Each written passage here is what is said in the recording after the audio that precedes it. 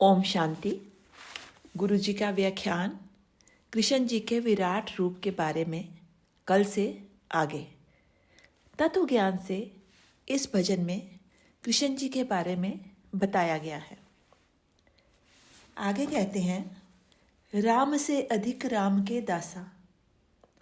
राम ने ही अपने से अधिक बनाया है।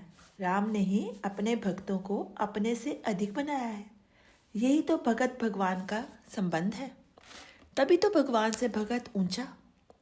अगर अपने कंधे पर ना ले प्रभु तो बड़े कैसे हो। इस माया रूपी भीड़ में परमात्मा जब अपने कंधे पर बिठा लेता है तब वो बड़ा हो जाता है भगत। तो इतनी ऊंचाई से माया के सारे तमाशे देख सकता है। लेकिन जो छोटे होते हैं वो माया के रूप को नहीं जान पाते। प्रभु अपने भगत को कहता है, क्यों घबराता है, तुझे दिखाता हूँ क्या क्या माया है। बांसुरी यही मन है, गिरा हुआ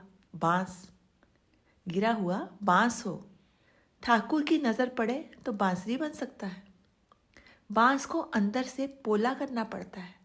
अगर बांस को लगे कि ठाकुर दुख दे रहा है, तूने शिकायत शुरू कर दी, फिर परमात्मा फेंक देता है। अगर दुख सह लेता है तो तू भी बांसुरी बन जाता है। तपस्या के बिना कौन पहुंचा है। पेट की पीड़ा ना हो तो संतान भी नहीं होती।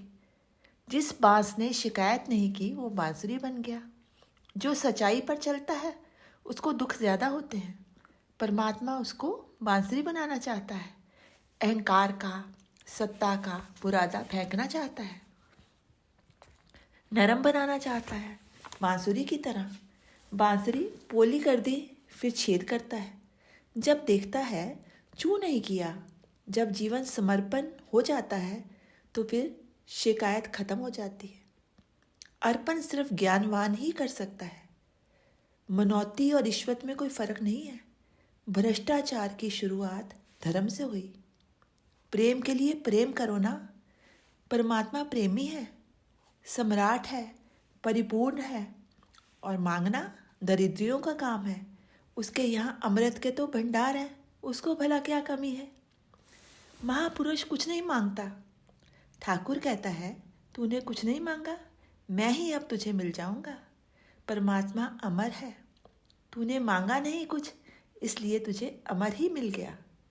बांसुरी में छेद होके प्रभु के मुंह के साथ लगेगी। मधुर संगीत संसार का कृष्ण की बांसुरी का स्वर है। कोयल बोलती है, नदियाँ खलखल करती हैं, मेघ गरजते हैं। संसार के जितने भी नाद निकलेंगे, शंख, ढोलकी, हारमोनियम, यही तो कृष्ण की बांसुरी का स्वर है। अमर कृष्ण की अमर बांसुरी है। सारे संसार का नाच गोपियों का नाच है। अनंत है ये गोपियाँ, नारियाँ। गोपियाँ हैं नर, गोप है आत्मा। कृष्ण के बल पर नाच रहे हैं। दिन में कई बार उठते हैं, बैठते हैं, काम करते हैं। कौन चेतना देता है। ये नाच ही नाच है। चेतना अंग अंग का हिलना। हवा चलती है, पत्ते नाचते हैं, पंछी उड़ता है, नाच रहा है। अनंत गोपियाँ, अपार कृष्ण।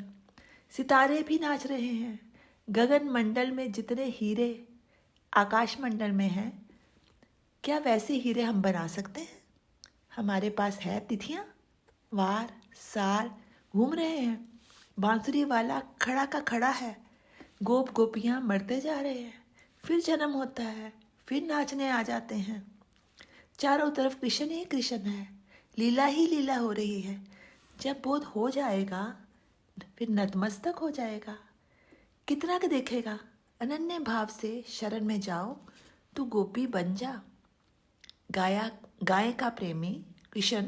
संस्कृत में गौ का अर्थ है धरती। नित्य धरती का दोहन चलता है।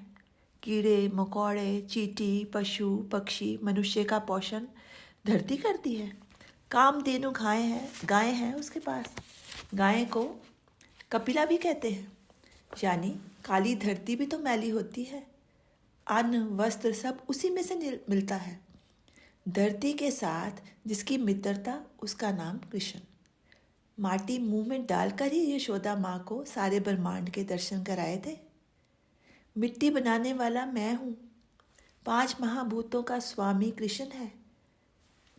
क्या पुतले बन सकते हैं? इनके बिना बनाने वाला भी वही है, नचाने वाला भी तो वही है। सारा घूमता संसार राधा है। जितनी मैत्री निकट हो जाती है, नाटकीयपन खत्म हो जाता है, एक रूपता हो जाती है। राधिका के इतने घुंघरू हैं, श्वासों के घुंघरू। सारे संसार में कितने कितने श्वास चलते हैं, वही तो है राधा के घुंघरू। जहाँ श्वास है वहाँ राधा है। कृष्ण गया तो राधा भी गई, घुंघरू भी गए।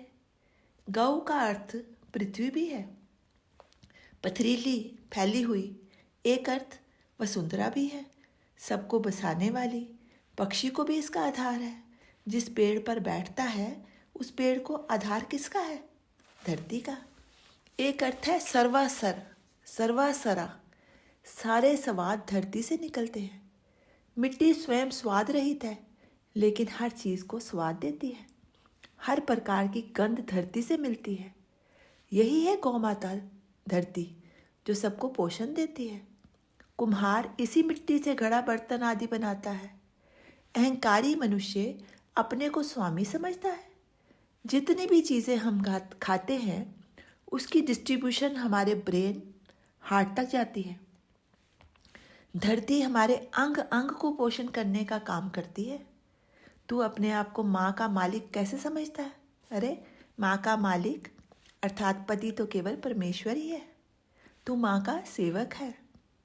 विचार, वाणी और आचरण में सत्य होना चाहिए। चिंतन ही से सब कुछ शुरू होता है। आइडिया भी चिंतन से ही आता है। कल्पना से ही ईश्वर ने सृष्टि की रचना की। जिसकी कल्पना शक्ति ऊंची होगी उसी को ईश्वर साक्षात्कार होगा। पक्षियों को प्रकृति से पंख मिले, वैज्ञानिकों की कल्पना से उन्होंने हवाई जहाज बनाए। ऐसे ही परमात्मा के भगत अपने मस्तिष्क से कल्पनाएं बनाते हैं। कल्प वृक्ष के नीचे बैठा है परमात्मा। परमात्मा और हम भी दो नहीं हैं, हम एक हैं। ओम शांति।